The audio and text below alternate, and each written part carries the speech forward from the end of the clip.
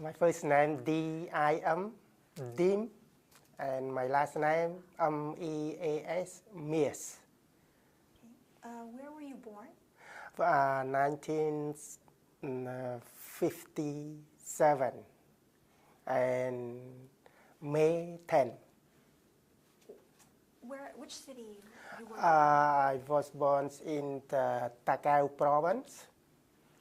It's the south of the Cambodia, that province. And how many brothers and sisters do you have? I have only four brother, five me, no sister. No sister. And are you the eldest? I'm the youngest one. The youngest. Yeah. Wow. All right. So can you tell us about your childhood? What was it like before, let's say, before the 1970s? Before 1970, I'm not remember too much, but I remember the night after 1970. Yeah, a lot I remember, but before like 69 or 61, that's still like not was young, but not too much remember about that time. Yeah, but did you remember what did your parents do? Oh, my parents is like Cambodia. They call farmer, but farmer in Cambodia is just like not the like the third country. It just for normally living like a not big like a company, but in Canada or some country like they call farmer. Oh, it's big, but in Cambodia, the farmer like the people just work for family for living. Right. Yeah. Not, Do you? yeah, I'm the farmer. Yeah, as farmer. As a Yeah, child? yeah. What did you remember as a child farming? Do you remember a little bit? Yeah, but the thing I still remember in my village when I was child before like 1970, like I have friend, but during that time, we don't have anything happen. Like normally quiet living like normally. That's happened. It started 1970, the war. That's in my province, in my in my city. Yeah. How old were you when, let's say, starting in 1975 or 70-75, when the soldiers started to invade? Do you remember how old? Yeah, 1975, I was 18 years old, but 1972, I think, yeah, 13 or 14, yeah, because I was amongst, I was 1972, I live in Coeurs. And after 1972, I moved to Thailand, Bat Dambong. It's west and north of Cambodia. Because my brother, he come to Thailand since 1971 or something like that. And after that, he go back to the place that I live in, Coeurs, to bring me to Bat Dambong. And my parents, he come first, my brother come to Thailand and Bat Dambong. Yeah. And because between 70 to 72, it's Coeurs, they have fighting like all the time. Fighting with Lunol soldier and Coeurs. So that's why my brother, he living at Thailand, that no fighting, no nothing in that city. They go to get me from the Coeurs with my parents, come to live in Thailand since 1972. And what happened afterwards? Since 1973, live in Thailand with all my whole family, my brother, live there. It's no work, no nothing in that city since 1973 to 1975. But 1973 to 1975, I was a monk. Yeah, when I came 1972 to 75, I was a monk. Yeah, my parents say, okay, you have to go to the, like they call church, right? The temple. You know the monk, right? Right. Yeah, I was there among 3 years. 3 years. Yeah, between 1972 to 75, until the Khmer Rouge. No. So until the Khmer Rouge, you had to Yeah, leave from the monk. temple. Yeah, leave for the temple, for the church. When the Khmer Rouge get in through to that time, because they control all the whole country, so they want all the people get out from the city. So I had to be relieved from the monk to normally like a people, like, because my parents say, okay, if you go like that, it's gonna be hard. You know, a monk, they have to have the place to living or quiet or whatever. So my parents say, okay, you have to release from the monk to the people normally, and say, okay. So what did you bring from the temple? Did you bring anything? From the temple? No, nothing. And that time just come with my family and nothing. Because they say, okay, you have to, they let like 2 or 3 days to have to get out from the city. It's too bad, and a lot of people, you know, and like I remember, like one night and one day, we just walk about 5 kilometers. We stuck with the people, 5 to 10, that's all, because lots of people. I tried to come to the way to the Battambang city, but I couldn't. It gets stuck, too many people. And then I had to back to the, you know, back up to the border of the Thailand, like come to like Battambang too, but it's not go to the city, go to back to the Thailand, along the river, come through to, and then that after 1975, right? That I talking, yeah, and then I live from, I think, I'm not sure, but a few months, and then I get to the Ampel Pramdam city, they call Battambang too, but that's just a city. Yeah, and I stay with that. All with your whole family. Yeah, with my whole family. The Khmer Rouge soldier, they say you have to stay in there, just like a forest, nothing in there. And they say, okay, stay there, live there. Can you describe the place where you had to stay? Yeah, we had to find out something to make it, to build something by their own. A lot of people stay there. Do you remember how many people? Oh, like a lot. Because we come a lot of people from the island. Very, very bad on that time because we don't have anything, and hard on that time. 1976, yeah, 75, 76. I stayed there like about 2 years with nothing. Nobody have no anything. Just living by whatever we can do. Nothing they give it, that's nothing. The people can do whatever you can do by themselves. I lived there and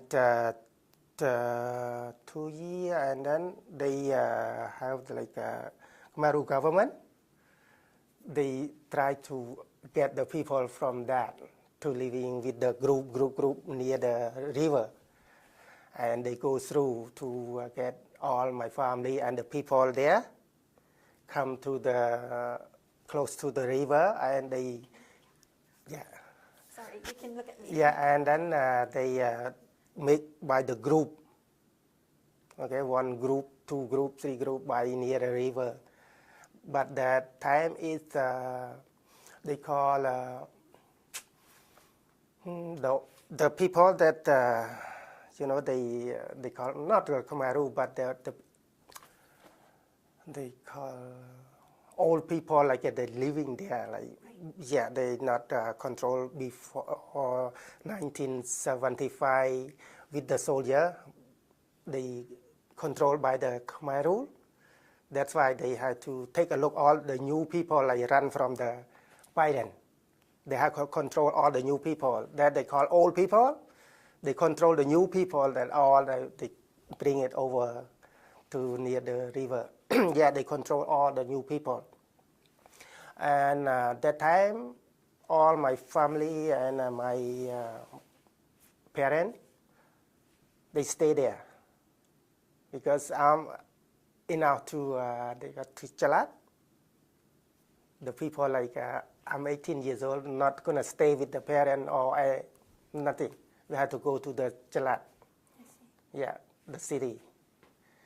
And then I had to get away from my parents since 1976 and to make the Chalat. Yeah, and then I couldn't believe on that during that time. I don't know why they try to make the people work, but they're not allowed to eat enough. I don't know why. They all work like me. Work start with wake up at 4 o'clock until 8. They talking about something with the group with the Chalat. And after 8, work until 11:30. And then they, or like 11:30, between that, they call lunch time, right? They just give rice soup a little bit, yeah, like a half hour break, and then go back to work. Work until 4:30 and come. And we relax like about a few hours, I think about 8 o'clock, the most 8 o'clock, they start to work again. At night, at midnight, 12 o'clock. Every day, 7 days a week. Do you remember how many times a day that you eat? They give just only 2 times, that's it. Like lunch and evening. And they allow, I don't know, like 100 people. Like my group there, the Chalat, they just make one rice soup and like a little bit rice in there, but all the water, they try to just a little bit. But if you get another food like without they allow to eat, if they saw it, you're gonna get trouble. Yeah, you're gonna get trouble that time. You have to eat with the food that they gave it to you. Too many people die. I still talk. I see my eye. I'm so sad on that. I don't know, but I'm so lucky. Oh, bad. When I talk, I still remember in my eye when that time. Like they be like two set, right, for the living, girl and man, it's close together. And that time, if you have to do something like they call live together without the government do it, they're gonna kill you right away. They're gonna kill you right away. If you get something wrong with the girl and the man, they're not allowed at all. And you know, when you wake up in the morning, you see all the people like Chalat, like and sleep. They couldn't get up. And if you say, "Oh, I'm sick today," okay, they allow, but they get somebody to come and look. If you can't get up, you move, do something, you're gonna get trouble. If you stick, just lay down. Yeah, was the hardest part while being in that camp with the Khmer Rouge? Part that, what's mean What like was the hardest, the most difficult time that you had to face the obstacle? It's hard to say like that. It was very hard. Which one was hard? I saw only the people, they don't have enough food to eat, and then, you know, like skinny or whatever. They try to, okay, right, get out, please have, I need some food or I need something like that. But I'm still like a little bit better, and then walk to work, and then some people, they couldn't work, and they still, okay, find out before I'm die, I just want a little bit food. Yeah, I heard on my ear and see my eye. Before they die, they just call, look for the food to eat. That's it. So for you, looking for the food is hard as well? Yeah, for me, but you know, I don't know, I feel like a little bit like a strong or whatever, you know. And the thing, the most I get like something hiding from the government, like when I go to work. Okay, we work like do something, and I have like a crab or something, and then we hiding. Yeah, and when at night, we try to cook that and eat. Yeah, yeah. Don't let somebody see. They see you get something. Yeah, it's gonna die. And during that time, anything, eat. All the thing in the water, and if they see it, they take and eat everything. Did you ever get in trouble? No, the thing, I'm so lucky, but the people, I saw lots of friends when they try to do a hiding, when you get hungry, right? When you see like a frog or crab or whatever that's on the ground, when they do the planting the rice, and they take and put it in the pocket or something, and they saw when they saw it, you get trouble. But I'm lucky. Did you remember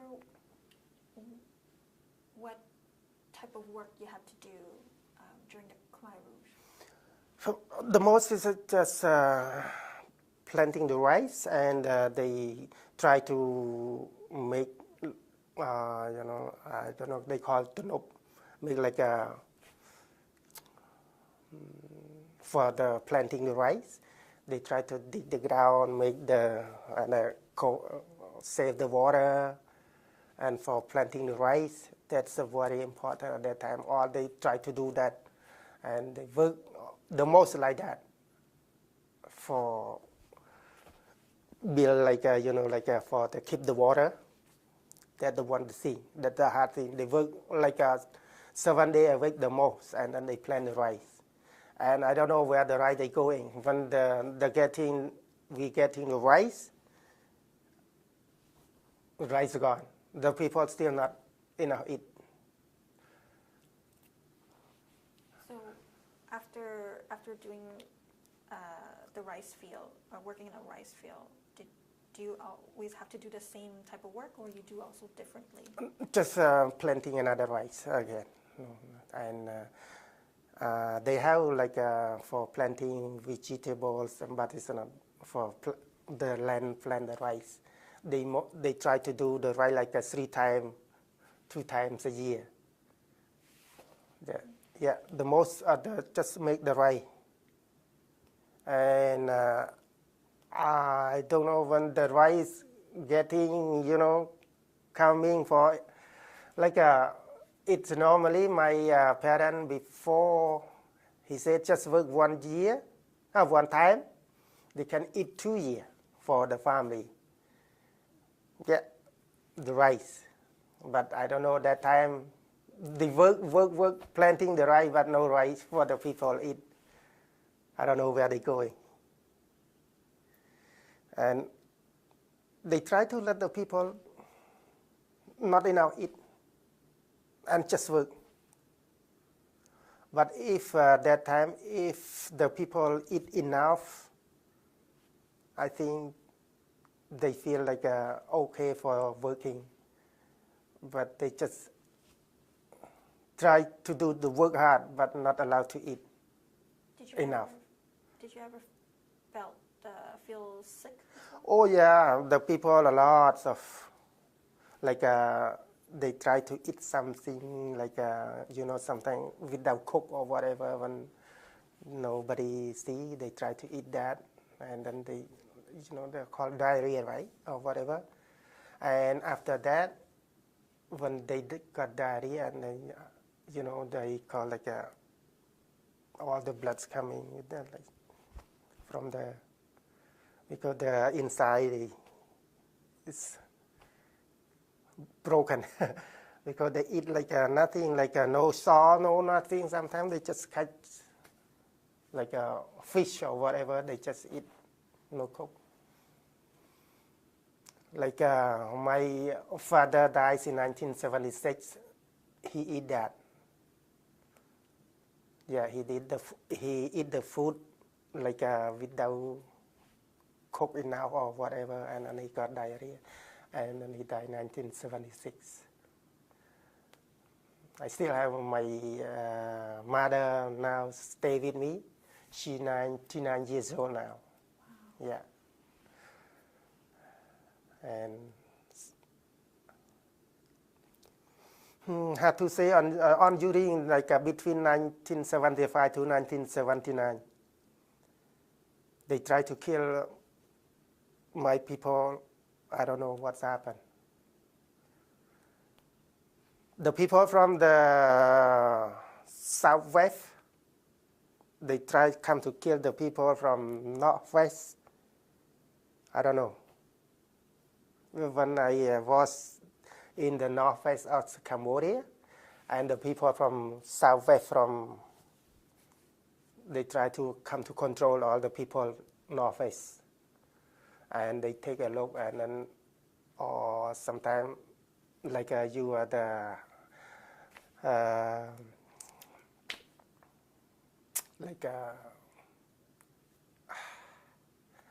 boss or something like that. Okay, they try to take and then gone. Nobody know. I see. Yeah. You meant Angka. Yeah, Angka. Yeah. They say Angka. Angka to take you to Angka, the top Angka, and then that gone, and I don't know. Did they ever try to hurt you? Have you been mistreated? I'm lucky. Nobody gonna try to like hurt or do something, try to work. No, because we had to follow by the rule. We don't do anything wrong. Just do whatever they want to do. But I'm so lucky. But some of them, they try to kick to work. To push them to Yeah, push to work hard. Yeah. And no medicine, no. They have the medicine, but they take from the, I don't know what kind of, like from the root, from the, saying nothing like a special medicine for, just they make it, grind it like a powder, and then let the people eat. When you get sick, only one that medicine. And did you receive any medicine when you were sick? Yeah, we receive, but the medicine that they like a homemade. Yeah, it's not from the like somewhere, it's just from the roots or something like that. But some of the people, they put it's gone, but the most no. Was it effective? Yeah. Did it help? Have a little bit, not much. That's why the people die faster. No medicine.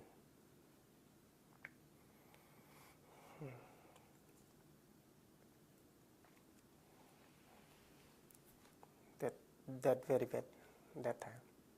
Did you remember where you're getting sick from? Was it because of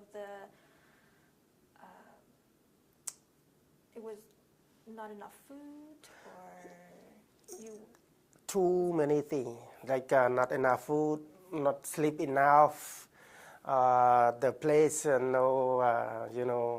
it's not good for sleeping, for living.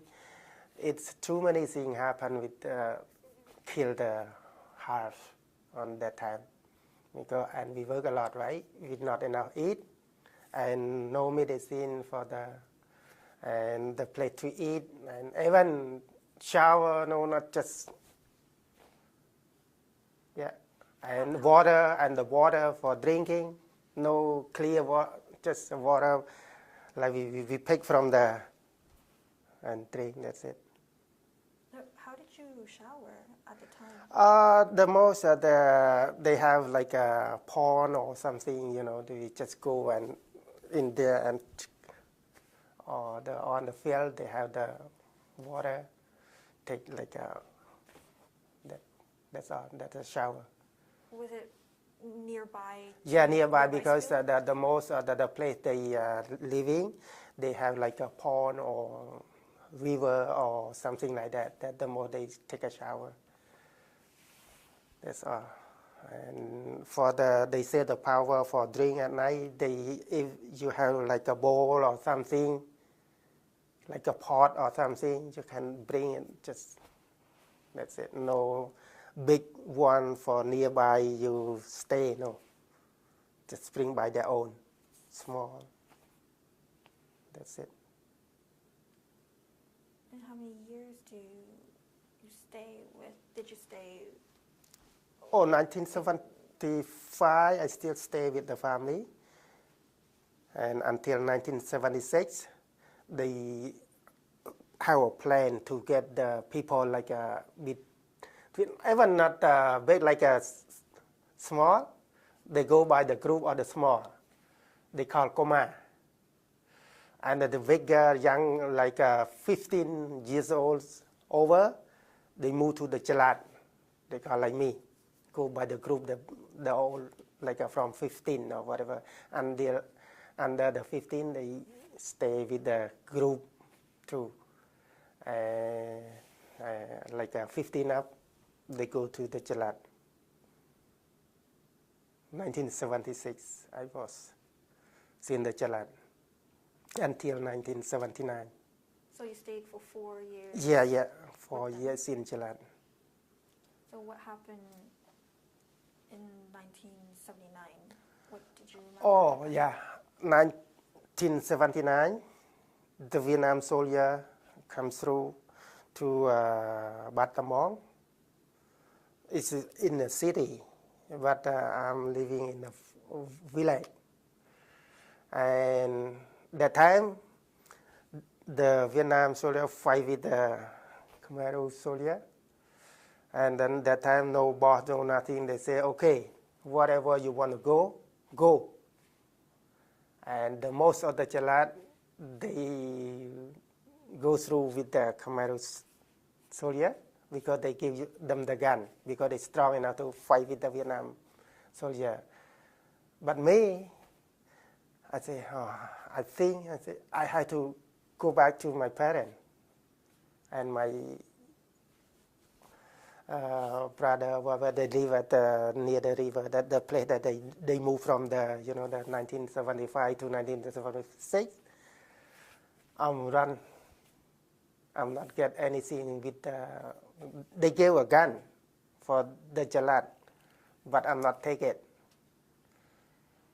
I decided to come to see my parents. And when the Vietnam soldier gets through to my place, then my parents living, and most of people, they run up to the mountain or something like that, up. It's not come back to the way the Vietnam soldier come. They say, oh, the Vietnam soldier is going to kill or something, but I'm not sure like that. But I said, no, we don't have to go there. I tell my mom and my brother, or all my brother, okay, we have to back up to the place that Vietnam soldier come, right? And all my friends that living, some of them, they come up to the mountain. Some people die and hurt on that time too. But I'm so lucky I back up on 1979. Sorry, I asked you again. Where did your family live again? In which city or province? Because you were in Battambang and you had to run to see your family. Where did they stay? They stay in the same province. Oh, in Battambang? Yeah, in Battambang. Yeah, the same province. But I living like in the village, and he living near they living near the river, the place. How far apart? It's not too far, like about 10 kilometers or some, 7. Yeah, not too far, because they, all my parents and all my brother, they live like in province, but the more province, but that place they call like a city, like a small, not far away. They just live around. That's why I can back up to see my parents in 1979. So in the end, where did you and your family decide to go? On 1979? After when the Vietnamese soldier invaded? Oh, when that time, and we try to stay with Battambang province, but that time we had to find out something to eat, but on that time we so lucky, because after that, 1979, the season of they grow the rice, and the rice all over the field. And that time you can do whatever you can, take it, because nobody control. That's so lucky, because the season the rice grow up, and then we have to enough to take it, and that's lucky. And then all like people like me, family, they can go get that rice from the field, from the farm, and to make the food. Yeah, nobody can say nothing, because Khmer run away. And lucky you can fish, you can do by your own, nobody control, but just whatever you want to do. That's why that's okay. Yeah. I live since 1979, 80, 81, 82 in Baltimore. Yeah, 79, 80, 81, 82, 4 years. But at that time we just do, nobody control. You do what you can, plan something, you can do something by your own. Just you to can, survive yourself? Yes, or survive myself. Yeah, nobody control, you can do. That's good. For nobody control, and they can go to the river to cut the fish, to go to the mountain to get some fruit or whatever. They can do it, and they have to survive. That's good. Yeah. And 4 years in Battambang, and 82. 82, that time they have, they call, refugee, the border of Cambodia and Thailand. Yeah. Can you tell us more about it? Yeah, and then 1982, all my family come to living the border of Thailand and Cambodia. That they call Chumrum. They call Kham. And that place have the United Nations for feed some food. Yeah, it's so easy on that time. They have to build something to build just the border. But I think have 2-3 camp on near the border of the Thailand. A lot of people come. But in the camp, did you stay in Cambodia or? In Cambodia, okay. Just the border of Thailand, but the land is Cambodia. Yeah. And then they have, UN come to help all the people that stay there. Yeah, I living in the border camp 82, 83, 84, 3 years in the border. And that time they have another camps in the Thailand. They call Coeurs camp. Right. Yeah, for the refugee living too. But the camp in Thailand, the people can choose because they have the sponsor or can come take from that camp. And all my family. Oh, I forgot. When I was in the borders in 82, my 4 brothers, they come before me to stay in the camp in Thailand. And they came to Canada already on that time. All your 4 brothers? Yeah, no, just one. Oh, just one come first, yeah. Sorry about that. Yeah, and that's why I received the letter from him. So he want me to move to the camp that they have, like a sponsor or somebody come and another country can take it from that camp. Because the border of the Thailand and Cambodia, no, they're not allowed to take. But if you go through to the Coeurs camp, yeah, you can come to the third country, like whatever country you put there. What makes you decide to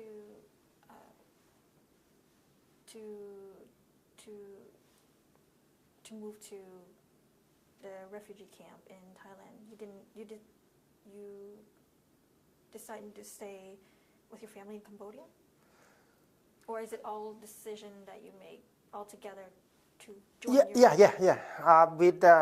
I'm so lucky to all my parents, all my father, that without one that come to Canada, stay in the border or the camp all together and go through to the Coeurs camp in Thailand, it together.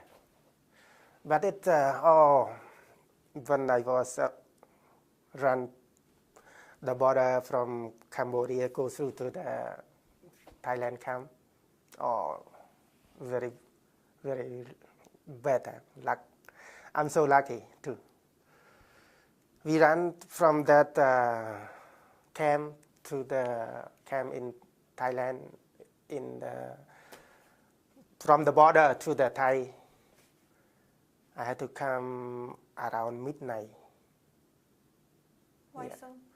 Because they not allowed to the people come through to the camp, the one in the Coeurs camp, for the people that they have, like UNHCR or something. A lot of countries come to get the people from there to living. They not allow at all. But you have to do something special, run at night, nobody know, and get through. Even all the people, Coeurs camp, all the Thai soldiers, they control, they guard, they are not allowed to get in. Yeah. Can you tell more how did you did it? Yeah, because I'm so lucky when I was run from the border at night time. I get like I don't know, the people, they waiting for the people running, and they waiting like a rob. What do you mean, like I don't know how to call, if you, like a bad people, like a,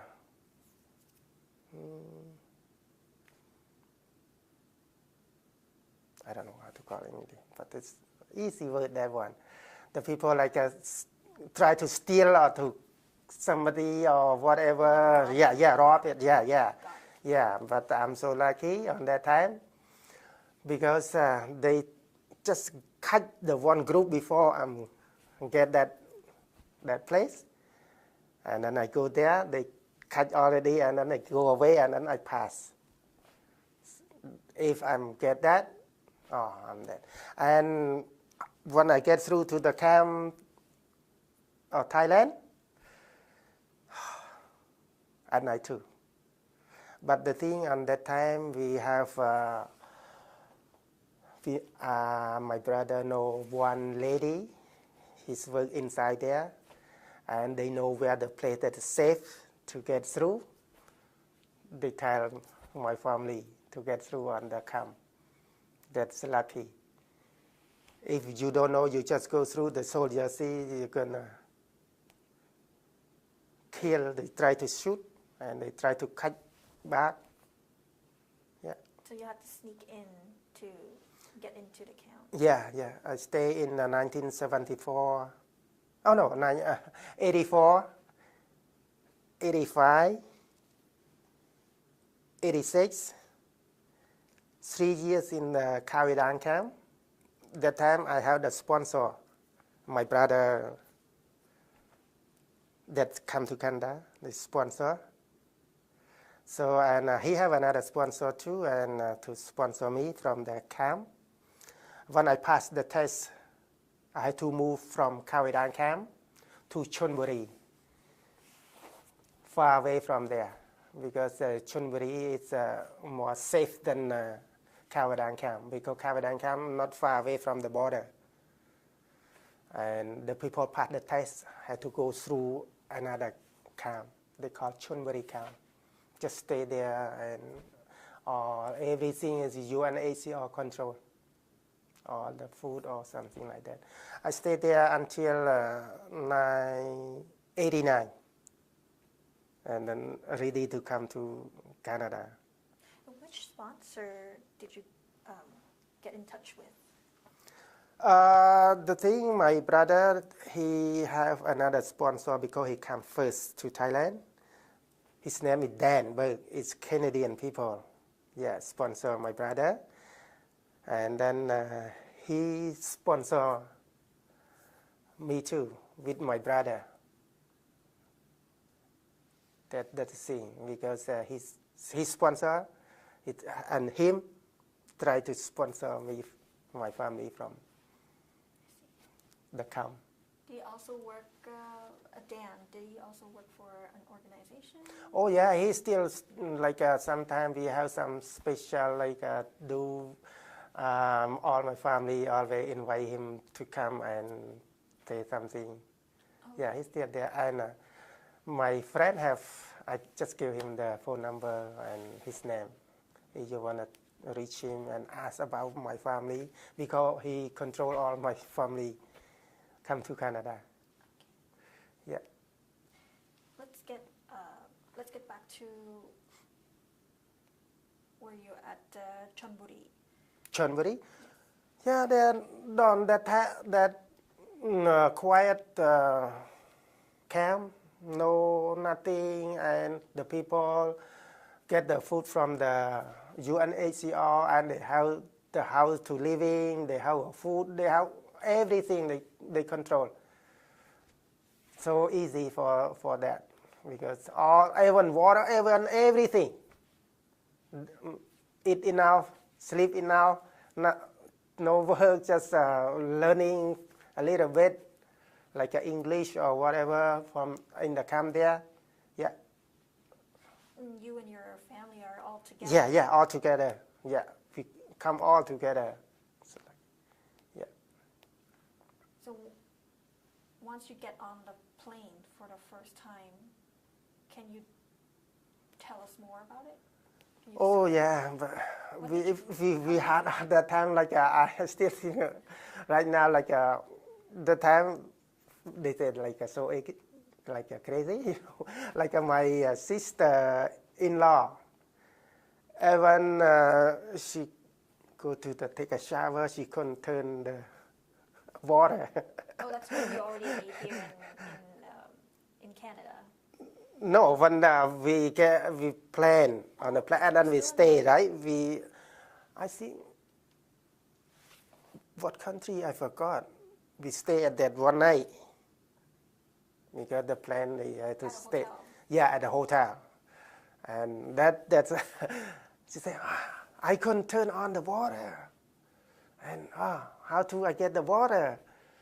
Because we never have like a shower with the water or something like that. Yeah, even the flush toilet water with the flush with the water, we never see that. And she said, oh, and even the food. So, like we don't know how to order or whatever, but we know exactly. We put some rice in a small container. Yeah, but they have food. They eat, you can go because they include everything with the ticket that the government. Offered. Yeah, but we don't know how to get it and then just eat the food, whatever, and stay because we don't know.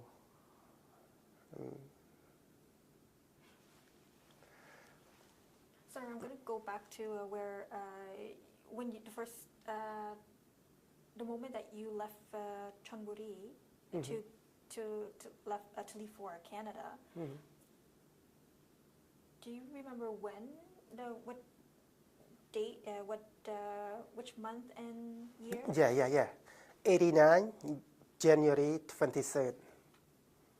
I came exactly to Ottawa. But I get off Montreal. I get a small plane to Ottawa. 89, January 23rd. Well, how did you feel? Oh, the first feel I came in Montreal, I'm not get out, right? Just stay in, nothing to see the snow too much, but I saw by the plane. But when I get out in Ottawa, and that time my brother had he stay in the building. That January, right? It's too much snow, and then the first thing that I get out from the building and to get the snow, I feel, oh my God, I don't. And all my family, all the thing, what we gonna do? We, like everybody, just stay in the room. Nothing, we will get cold. And my brother said, okay, stay there, don't go. They have food, they have something, but the first thing when we get snow, so I don't know. Yeah, your first impression. Yeah, But did you have anything to wear? When I get off in Montreal, they get a jacket, everything, for warm it up. Yeah, it's good. Boot or jacket and everything. Yeah, but the surprise when we get the snow. January, it's full of snow. But anyway, it's good. So once after you land in Ottawa, do you stay in a hotel, or did they give you a place to stay? The thing, my brother sponsor, so he had to respond or take care, and he have an apartment for me to stay here, because if we come by government, they get the hotel to stay. But if by sponsor, they have the sponsor to take care of that for living. And I come not too long, I get to work with the Bronson Bakery. Let's start with your staying first before we get to your first job. So the apartment can you describe it more? Was it big enough for your whole family to live in? It's not big enough, but it's okay, but not for long, just for a while. Like I'm not sure, but maybe a month or something like that. And then the sponsor, Dan, he looking for rent the place that they have a house for living. I'm not stay with my brother anymore, but just for temporary, like not too long, and they rent the house for living. So for the first month, For the first, yeah, for the you stay first, with your brother? yeah, just stay for, I'm not sure, not too long, Okay. before we get a place Can to. you can you remind us so how many people you are in total? Just you and your family. Just I have my brother, just one, and not the whole. That time I have Just the where you stay with yeah, my mom and my 3 kids and my wife and my 2 one brother and his family. That's it. Okay, that's Yeah. 1989. Yeah, yeah. And another 2 they come different. They come to Ottawa too, but different time. So after 1 month, where did you go? I live in Southwell, near the they call Walkley or something around that Southwell. So they found an apartment for you? Yeah, that they have a 3-bedroom. Just you and your wife and your kids?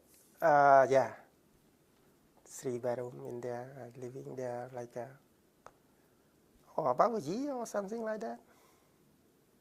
And then a year or 2 years, I'm not sure. But after that, I put to get the report from the government, like a welfare, yeah, to help. After 1 year?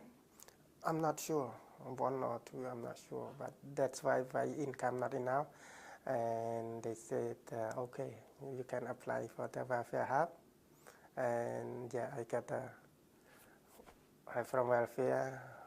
I'm not stay there long, and then I apply for the Ottawa housing. I got living at 1975 at Sanarang Boulevard. Yeah. Let's talk about your first year in Ottawa. What did they offer? Did your sponsor or any organization offered any program that you had to go, such as ESL? Oh English yeah, and yeah, language? yeah. Did you have to go there? Yeah, they sponsor me. I want to go to the bank or whatever, and how to buy the food. And he bring some time to usually try to make a skate to having fun or something like that. Yeah, but now he still take care of my family. Then yeah, even I have something like wrong or whatever, call him and then he come to help. It's good. Yeah. So what is the most difficult part that you have to face during your first year? Was there any difficult moment? The moment about the language and and how to change to living, because we are from another country and to stay there, and the thing, the system, it's different, right? Even talk, even it's a little bit the first time, but just not too long.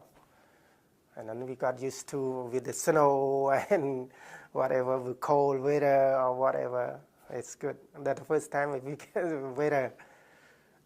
Yeah, and the food, it's okay too, because when we have something to do, it's not too hard for food the first time. But just a little bit, but not much. The first to with the first thing when we come. The weather, it's the first. Oh, yeah, and the most like language, a little bit hard, and like a heartbeat, the thing is heartbeat to change. Adjusting the Yeah, life. adjusting, yeah, that.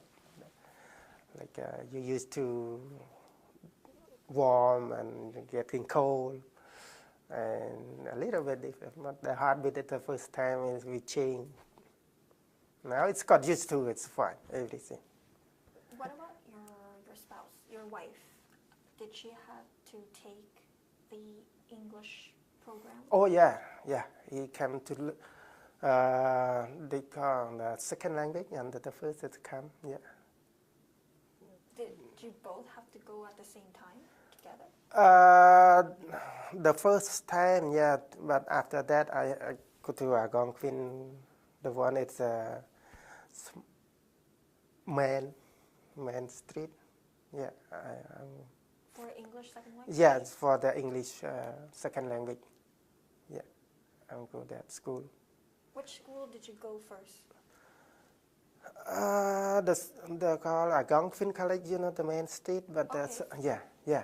So you've been in Algonquin the whole time just for... Yeah, for the second language. Same thing for your yeah, wife?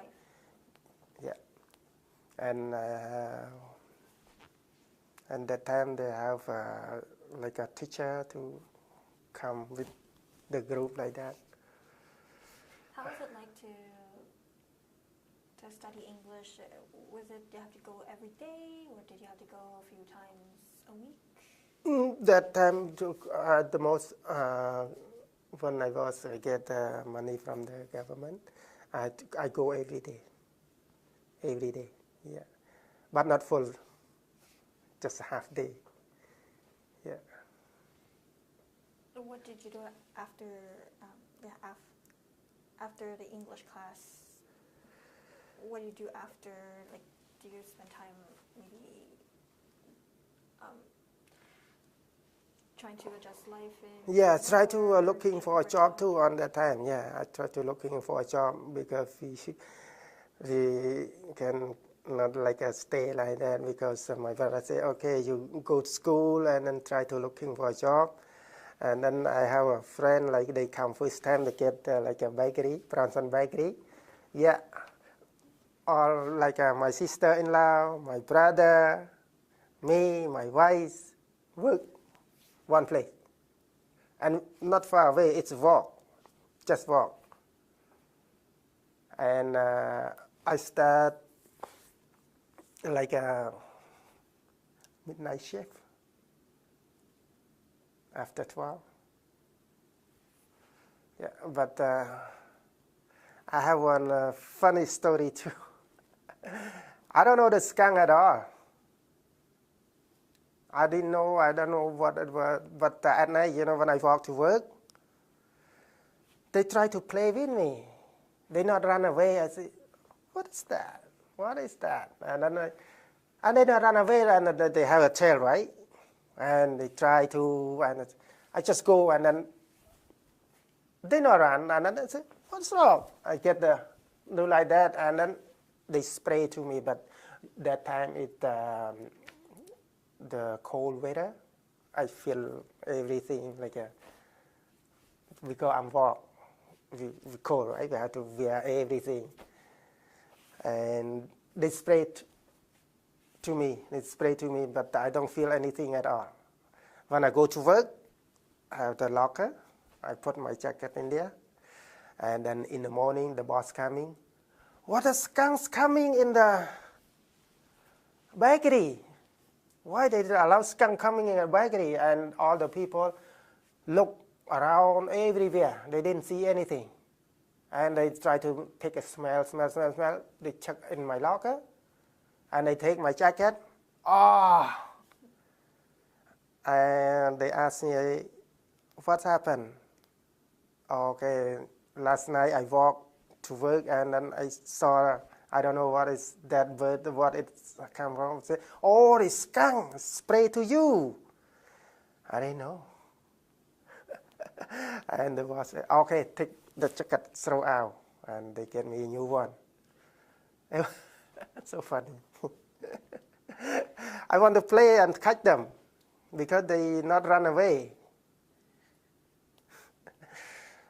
And my sponsor say, "Oh, what's happened?" I say, "I don't know." What did you do in a bakery? Can you tell us more about Just packing the buns. Yeah, just the bun put in the bag. That that's the job I do in the morning when they cook already and they get out from the oven and getting cold and then pack it and put in the racks and make by whatever and delivery come and take it. And then you have to work after midnight. Yeah. How many hours? I'm not sure until like the people in the morning come because they are running 3 shifts. So about 8 a.m., 9 Yeah, a.m.? 8 a.m. Yeah, the thing that the people in the morning come, I come home. And at the same time, you have to do that while Yeah. being in school. Yeah, and then after that because I sleep when I come back from school. Yeah, Okay. yeah, and then because we enough to sleep, come back from school, but sometimes we still feel like sleeping at school too because it's too hard. But it's okay. The first thing, and the first thing, I have one. I don't know, but I think my sponsor gave it to me. The bike. Bike? Yeah, and we go to shopping because we buy the food too much. How we know we don't know we have to put all the bag all over hang and push because we don't have any like a cart or something because the Loblaw nearby, the store nearby, and the people they look at me and they, it's okay. They didn't know what happened. All the bag hang over all the bike, and after that, I think we don't have enough something to hook the bag. I had to get some stick and tie it and make and stick the bag, hang the bag, and push. All my family come on the side, push home. They say, "Oh, smart." So you don't get in trouble with other people or in the city when they see No, you? no. When I came to, never had something wrong with the people. No. I forgot. There's something I forgot to ask. How many months that you have to study in the English school? I forgot, but 2 years or something like that. I still stay learn like yeah, about that. You learning for 2 years? Yeah, until my teacher he get cancer, and I said, oh, Did you stop school? yeah. I think about 2 years or something, or more than, I'm not sure, but it's long for stay that school with that teacher, and then he get cancer, and then he cannot come, and teacher say, oh, this I come. I'm also curious about your children. For during their first year coming with you in Canada, how they adjust their life. Oh, they get big already, but not big because they all born in Cambodia. So when they came to Canada, they know like a. How old were they when they came here?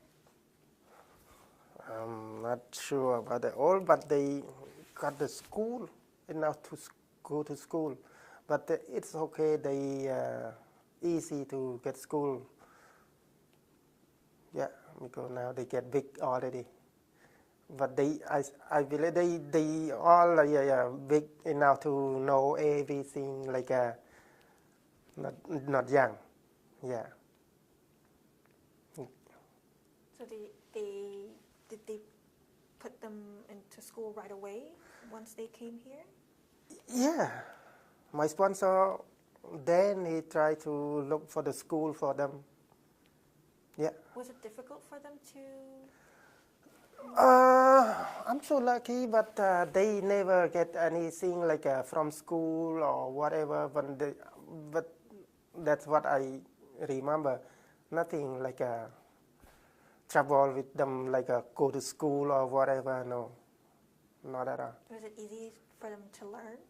Yeah, never have something like make like a teacher or something like that call me to ask something wrong with your kid and what's like that. No, not at all.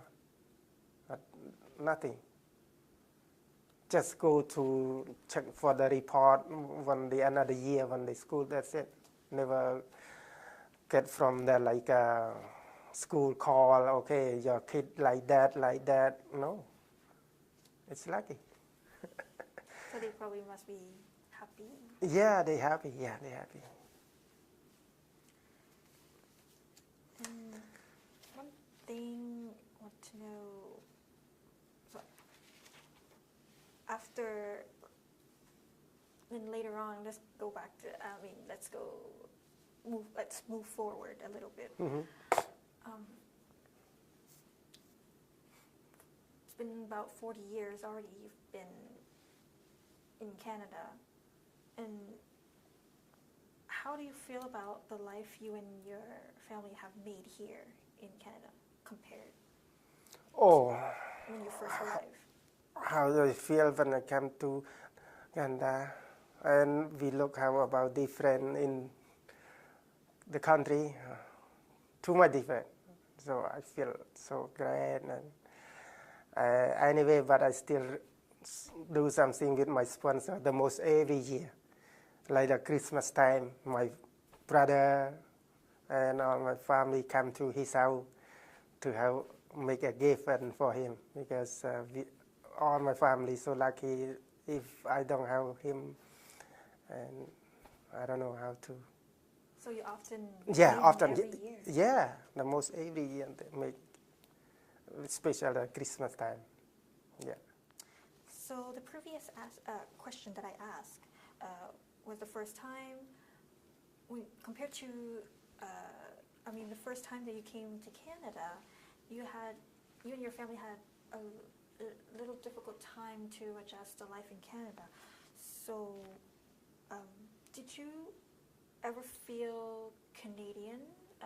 When did you ever feel that you finally become a Canadian person when you feel at home after for so many years? Not too long because I have sponsored. He's always come to explain, okay, whatever in this country, and we compare to the country and little bit. That's what I say. Okay, it's hard how to change, but anyway, he always come and explain, and then all my family so feel happy. That's why we still think about him. He tried to explain us because the country, this country, it's whatever, like we have everything, we have anything, and then he tried to explain all of my family, and they feel okay, they feel fine, they happy. Yeah, but the first thing, say a little bit hard, but after that, oh, we feel happy because we have everything when we know exactly, and he always take some like a CD or something like that to show what the place that have fun or whatever, and yeah, so happy. Not too long because a little bit the first thing, but after that we feel everything is fine. All my kids school and have the job. I learn and I have some friends, and not too long. Yeah. So what do you do now as a job? Me? Yeah, I'm the like a superintendent, like to take a look the building at the Virginia Beach. Yeah, the building there. Just work there. My mom stay with me, and I work there and I stay there. Yeah. You were a superintendent. Yeah, at the building. Yeah. Do you do that as a full time? Full time, yeah, full time. So you're not retired yet? Not yet. 2 more years. Two more years. Or 3 more years. Yeah, but I still there. My boss still okay. Just keep working because it's easy in the morning. Just make a rice soup for my mom. My wife go to work, and I make a soup for my mom, and then I work like about an hour or come like that. Come take a look her, and then I go to work again because around there, not to. Yeah, just one building there. Was it difficult to take care of your mother? It's not too hard. She feels okay. She can wash the dishes, can cook the rice by herself sometimes, but only the pot that we use with the plug, not the one that with the stove. Yeah, I'm not allow her to cook with the stove. Just if you want to cook rice, the pot in here, right? Just put the water and then press the button. That's it. But the stove, no. But she's okay. Yeah, she's fine. For you and your mom, did you ever miss going back to Cambodia? No. But I think my mom is, the old people, they still think about the religion. Because in the country are too many the temple. And in here we have only two temples in Arwa. So it is hard for her to, but in that's what I think right now, that she feel want to go the country because they have too many temples. That's what she want. I think like that. But she's okay. She's fine. And my brother, they always come to visit like every Sunday. Every Sunday, because we live all together here in Arwa. Sorry, go ahead. Yeah, all my 4 brothers in Arwa, so every Sunday go. It's not too far. One in Canada and 2, 3 in Arwa here, around here. Yeah. 2 big family. I have 2 big family. I have 24 niece and nephew in Arwa. Just all in Yeah, Ottawa? all in Arwa. Not No, anywhere else? no. When we have something like my mom would stay, just come and full, farm. If you want to know, you can go to ask Dan. Then he said, "Oh, now it's a big family." He said. Do you remember his full name? Dan Berg. Dan Berg. Yeah, I have a phone number with you can take from my friend. Yeah, I gave it to him. You want to talk to him and can interview him, and he like to have the people. Yeah, but he's tall. One thing I want to know, since you came here to Ottawa, did you ever plan to go back to Cambodia to visit? Just for visit. Only 2 times visit. Just visit, no plan to live it, no. Even now it's still like hard to living. Yeah. When was the first time you went back? 92 or 90, I'm not sure, around that. Yeah, the first time. When I go back there, the people in the Phnom Penh city, not too many people. They still like, because the people, they still not go back to live in full city, full yet, just still some place, nobody living. Yeah. 90 to 71, 91 or, yeah, I'm not sure. Yeah, around that year. And another time at the last 2 years. 2 years ago. Yeah.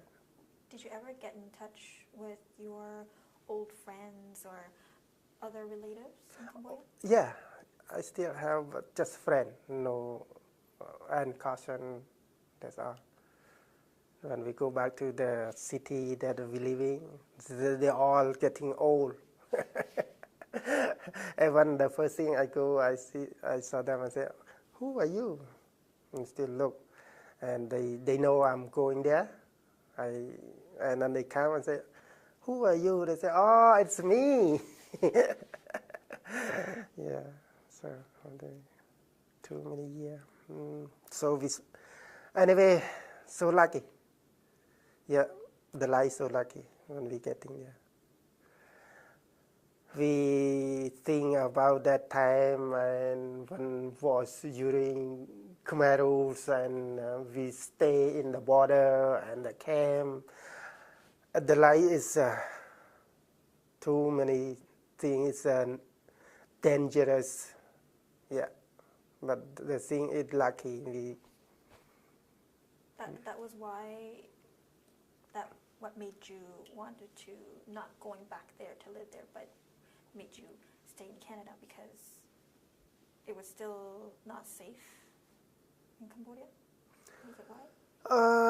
Right now it's hard too. It's not too easy to. Not like this country, right? They still have like sometimes they have. Oh, it's hard to. It's they kill the people. They hard to find out who's killed or whatever. That's why. The law was. Yeah, the law is still, not safe like that. If some people die, they couldn't find who did that, who killed or whatever. It's hard, and the most is traffic in the city right now is still worse. Kill too many people in every day, and it's still not safe yet, I believe, because I heard the news. They have the news to listen from that. Most of the people they come to looking for a job in Thailand now, and yeah. They said about 1 million now, the people in Cambodia to work in Thailand. 1 million people? Yeah. And North Korean, too many too. Wow. Yeah.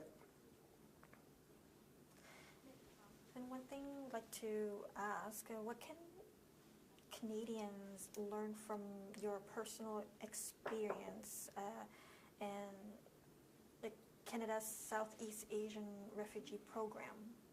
What can they learn from you, from your experience? For the refugee, right? As a refugee yourself, and also, is there anything, what can a younger generation, or you can say as Canadians, what can we learn from you because of your experience at war and your experience in Canada? What they want to learning from, I have experience war or fighting. That because you were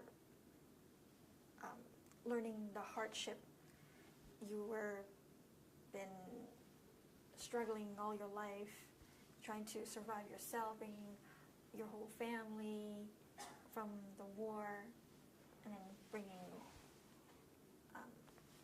you and your family in Canada. Is there something that we should know about from you? Experience, I have that, but I don't know how to explain them or do something for them when they want to know my experience. But the thing, that time, when we work or we come from with by exactly like that time and that experience. So now we are hard how to, teach them or whatever that when they have war fighting, because it's hard how to. It doesn't have to be fight, but maybe some lesson that. Oh, okay. Yeah. From you. Yeah, just I can tell them whatever, anything I saw and I remember. Yeah, that's okay. Yeah. Is there anything that you would like to share with us or to add before we end this conversation? Yeah. Can you I tell like to us? share. Yeah, Yes, I can you like. tell us more? Did you also tell your did you share your stories with your younger children? Because when they came into Canada, they were young enough to maybe not to know everything, how you live in the war when you were a farmer or a rice field worker in Khmer Rouge. Did you tell them that? Sometimes, yeah, I'm not exactly to tell all the story, but just the thing I just tell before, but after we live in refugee, they all remember at that time, but I just tell them before, okay, when I was young and tell, okay, to do this, do that, and they listen. That they they know when we were young, we had to tell them, right, when too young in here, yeah, yeah. Was it hard to tell them your story? The thing, I'm lucky. They listen when I tell them the hard story. They didn't say anything, and then they know exactly when I told them about like okay, when I was young, okay, we had to do that at the heart. So now when you are young, you have to do like okay, the story that I did, and yeah, they understand about, and then that's why they like do something, nothing happen to make me get trouble for them.